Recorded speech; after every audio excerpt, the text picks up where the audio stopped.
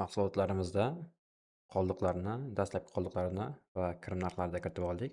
Asosiy ma'lumotlarni endi sotish narxini ham kiritib olsak bo'ladi. Buning uchun Excelga o'tamiz va sotuv narxi ustuni yoniga sotuv valyutasini ham qo'shib qo'yamiz. Valyutani bitta harfda USD yozish kerak, so'mda bo'lsa agar dollar bo'lsa USD yozishimiz kerak katta harfda.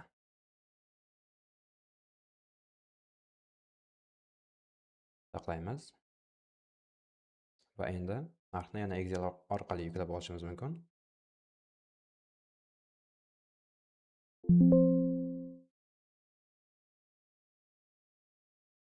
Bizga endi faqatgina mahsulot nomi yetarli. Qolgan ma'lumotlarni biz yuklab bo'ldik.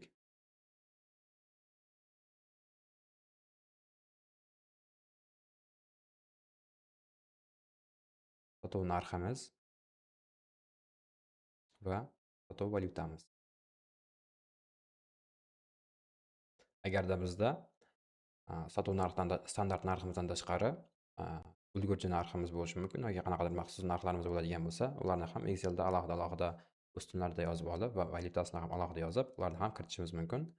Va uning uchun avvalo biz mahsulotlar bo'limida price listlar bo'limidan yangi price list ochib olishimiz kerak bo'ladi. Ayni paytda bizda bittagina standart narx price listimiz bo'lgani uchun faqatgina o'sha narxni o'zini kirityapmiz.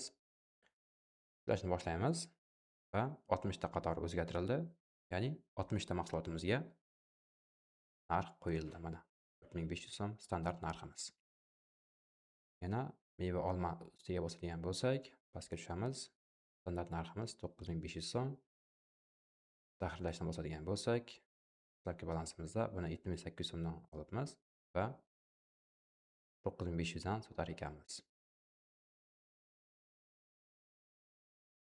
Biz mahsulotlar qoldiqlarini kiritishimizda bir necha xil usullar bor. Dastlabki qoldiqni kiritish paytida biz xuddi mana shunday Excel orqali asosiy valyutamizda kiritib olishimiz kerak bo'ladi va o'shanda u bizda foyda va zarar hisobotimizda hech qanaqa o'zini ta'sirini ko'rsatmaydi. Va bu faqatgina sof aylanma kapitalimizda aktivlar bo'limiga o'tadi. Ayni paytda bizda 292 million 210 million so'mlik ichimliklar mavjud. Agarda biz mahsulotlarimizni dastlabki qoldiqlarni korrektirovkalar orqali kiritadigan bo'lsak, bunda bu foydaga tushib qoladi, ya'ni foyda va zarar hisobotimizda foydaga tushib qoladi. Buni xoh Exceldan, xoh donadan bo'lsin, foydaga tushadi. Bitta mahsulotni ko'radigan bo'lsak, misol uchun Bliss bo'lsin, bundan 40 ta tushyapti asosiy omborimizga. Narxi 7000 dan bo'lsin. Agarda biz korrektirovka orqali kiritadigan bo'lsak, saqlaymiz. Mana endi foyda va zarar hisobotimizni ko'radigan bo'lsak, o'sha 40 tasi 7000 dan ombor qoldiqlari korrektirovkasida daromadga tushib qolyapti. Ya'ni biz bu 40 ta mahsulotni havodan topib oldik, hammasi biz uchun foyda degan tushuncha mavjud. Bu sof aylanma kapitalimizda ham yana qo'shimcha qo'shilgan va ayni paytdagi korrektirovkamizda ham ombor qoldiqlar korrektirovkasi 280 ming so'mlik mahsulot qo'shilib qoldi. Agarda bu yerda bizda shu oyda foyda va zarar hisobotimizda xalal bermaslik uchun buni korrektirovkadan emas, dastlabki qoldig'imizni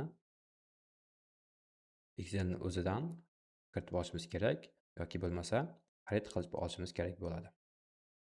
Xarid qilganimizda esa xaridlar bo'limiga o'tamiz.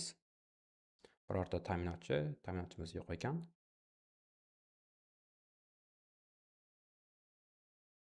Coca-Cola kompaniyasidan nimadir mahsulot olaylik. Coca-Cola yozadigan bo'lsak, bizda 5 xil Coca-Cola bor ekan. Klassik olaylik.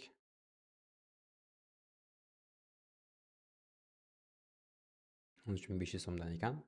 Buni 12000 dan olaylik mayli.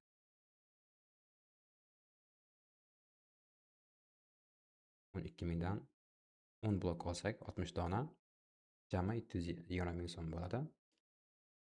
500 donani ko'rsatyaptiki, 83 blokni tashkil etadi. 10 blok 12 ming so'mdan olyapmiz xaridni.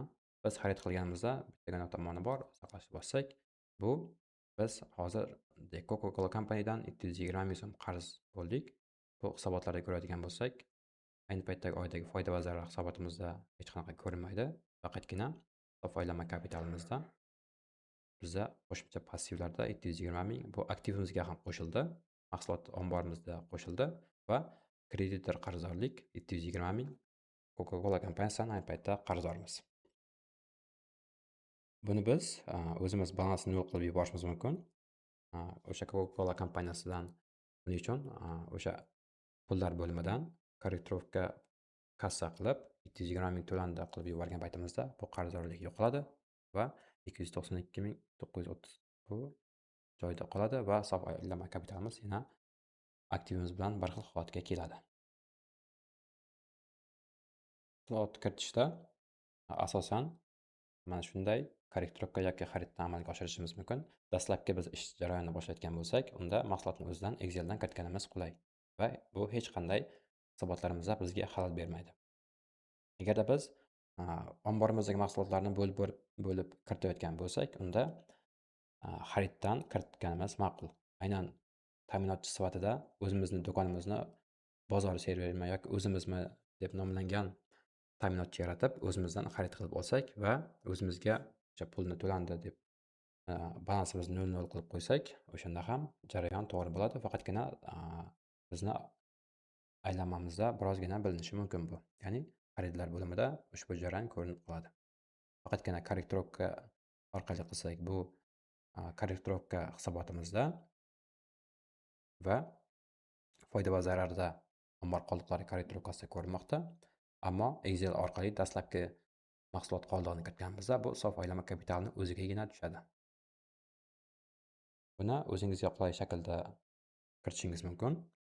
Agarda siz misol uchun bugun 14-mart bo'ladigan bo'lsa, yana 6 kun davomidami 20-martgacha misol uchun o'zingizdagi hamma mahsulotlarni birin-ketin korrektirovka orqali kiritaman va hisobotlarni 21-martdan boshlab ko'rishni boshlayman deb hisoblasangiz, unda mahsulotlaringizni bo'lib ombor qoldiqlarida, ombor bo'limida korrektirovkalar orqali bo'lib sanagan paytingizda kiritib ketishingiz ham mumkin bo'ladi. Bu o'zingizga bog'liq. Mahsulotlar bo'yicha videolarimiz shundan iborat.